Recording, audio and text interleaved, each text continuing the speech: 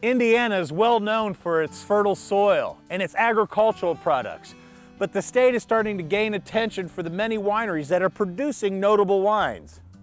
Chateau de Pique, the brainchild of Greg Pardick, sits on the land farmed by his family for more than 100 years.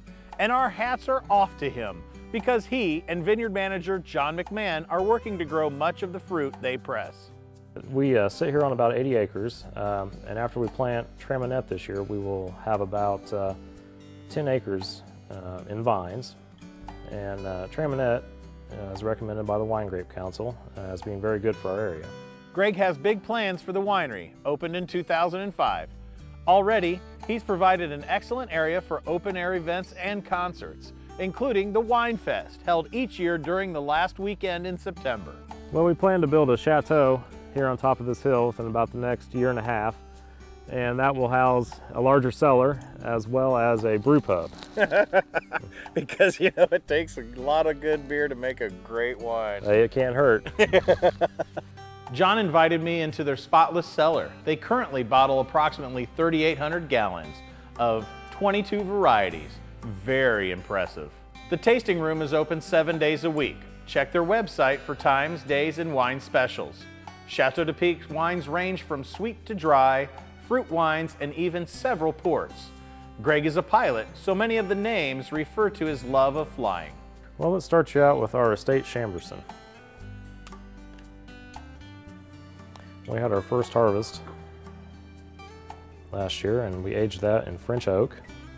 Nice dry style. You get that earth, that terroir, and cherry tart. I mean, this would be great with meat dishes, pasta dishes.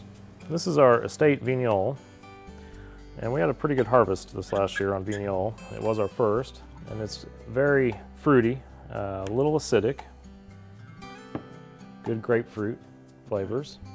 I think a lot of Hoosiers going from our typical state going from a sweeter style into a drier style, this would be a nice and in the middle of the road kind of wine for them to try. Oh, I would agree. Well, this is a very unique wine. You won't find this everywhere. It is gooseberry wine, and it's named Golden Eagle Gooseberry, but it makes a fairly dry. But the fruit is sweet, the nose is enticing. It is almost, you know, I would consider like a barnyard bouquet. Some people don't think that's appealing, but in a more fact, it's more earth. Yes, very soil earthy. driven. Mm-hmm. This is our Lazy 8 Blush. We won an award for this at Indy a couple of years ago. And this is a Niagara wine that's been blended with Merlot for a little bit of color. Okay. Very fruity.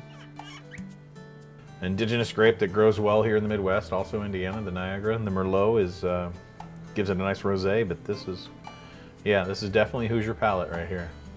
Well, this is our sweet localizer. We do a dry, and we also have a blackberry as well. This one is made of Merlot. It has been aged in American oak and fortified with spirits till it's about 18% alcohol. Good acidity to the wine. I mean, it kind of comes across and it just cleans the palate by itself. It's not cloey sweet, it's not syrupy. So that's a good sign of wine, though. Chateau de Pique is a fine addition to Indiana wineries, with great wines, a killer view, and a true celebration of Indiana's agricultural bounty. With satellite stores in Clarksville and Castleton, Chateau de Pique is really taking off. For Savor, Indiana, I'm Dean Wilson. Salute, John. Salute. Thanks for visiting us.